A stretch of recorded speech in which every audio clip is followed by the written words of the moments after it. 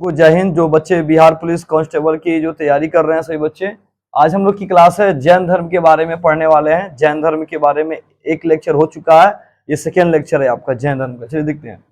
भगवान महावीर का जो जन्म हुआ वो 540 ईसा पूर्व में जन्म हुआ। ठीक है, सारे बच्चे बोर्ड की तरफ मेरी तरफ ध्यान दें। इनके पिता का नाम सिद्धार्थ, माता का नाम त्रिशला और पत्नी का नाम यशोदा, पुत्री का नाम प्रियदर्शनी और दामाद का नाम जमाली और भाई का नाम नंदी वर्मन। बचपन का इनका नाम क्या था? वर्धमान। ये सारी ऑब्जेक्टिव क्वेश्चन है आपका। ठीक है, इसी से क्वेश्चन आपके एग्जाम में पूछे जाएंगे। और इनकी तपस्या कितने साल तपस्या की है? 12 वर्षों तक। गांव जाम्बिक ग्राम। ये जो तपस्या किए वो कौन से गांव में तपस्या किए थे? जाम्बिक ग्राम नामक गांव में ये क्या किए थे? तपस्या किए थे। और कौन से पेड़ के नीचे? बरगद पेड़ के नीचे। आपको याद होना चाहिए बुद्ध भगवान किस पेड़ के नीचे तपस्या किए थे? पीपल के नीचे। बोधि वृक्ष को ना पीपल पेड़ के नीचे। तो भगवान महावीर का जन्म कब हुआ? 540 ईसा पूर्व में।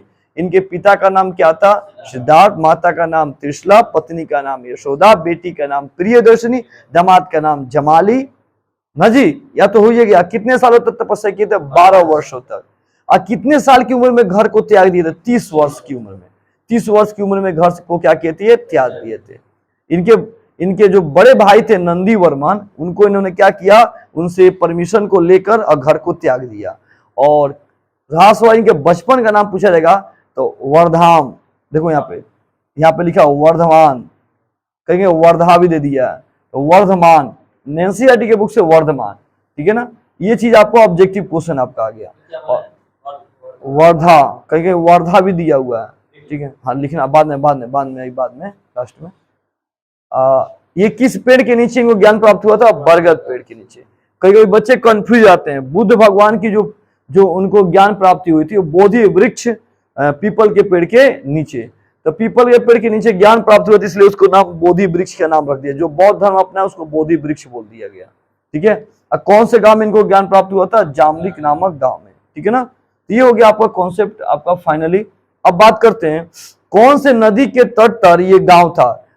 रिजुपालिका नदी। कौन नदी? रिजुपालिका नदी के तट पर, जहां पे मतलब ये जो जाम्बिक नामक गांव था और जहां पे ये पेड़ था, उस पेड़ के नजदीक कौन सी नदी बहती थी? रिजुपालिका नदी। कौन नदी? अभी जिसको दामोदर नदी के नाम से जानते हैं। किस नदी के नाम से? दामोदर। वर्तमान में इस नदी को किस नाम से जानते हैं? दामोदर नदी के नाम से जानते हैं। इन्होंने जो ज्ञान प्राप्त किया उस ज्ञान को क्या नाम दिया? इन्होंने कैवल्य का नाम। क्या दिया? कैवल्य। जो ज्ञान प्राप्त किए कैवल्य। और ज्ञान प्राप्त हो जाने के बाद इनको पर्सनली क्या बोला जाने लगा? तो इनको बोला कैवलिन, जीन और निग्रोथ। ठीक है ना, इनको वहां की आम जनता क्या बोलने लगी? कैवलिन, जीन, निग्रोथ। ठीक है ना, वहां की आम जनता उनको बोलने लगी जो ज्ञान प्राप्त किए। अब निग्रोथ का मतलब क्या होता है? बंधन से मुक्त। बंधन से मुक्त जानते हैं क्या होता है? बंधन से मुक्त का मतलब हर बंधन से मुक्त। परिवार का मोह माया खत्म हो जाना, किसी तरह की कोई मोह माया नहीं है।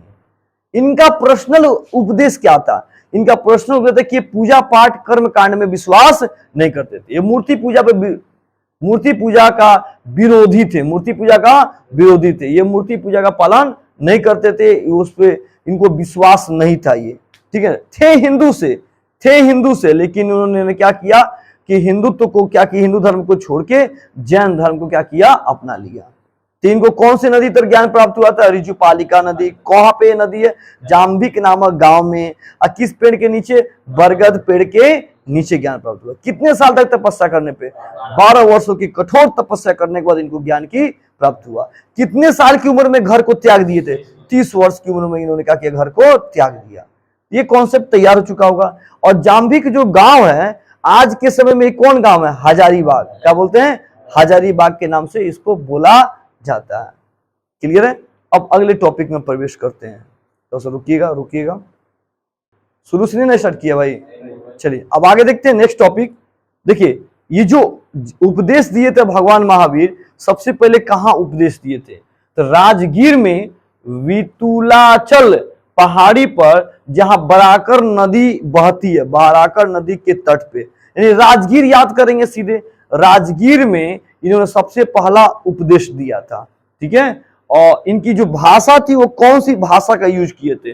तो प्राकृत भाषा जिसको अर्ध मगही भाषा कहते हैं, अर्ध मगही भाषा। आप वहां पे जाएंगे तो वहां मगही भाषा अभी भी बोली जाती है, बहुत सारे लोग हैं जो मगही भाषा बोलते हैं, अर्ध मगही बोलते हैं उसको।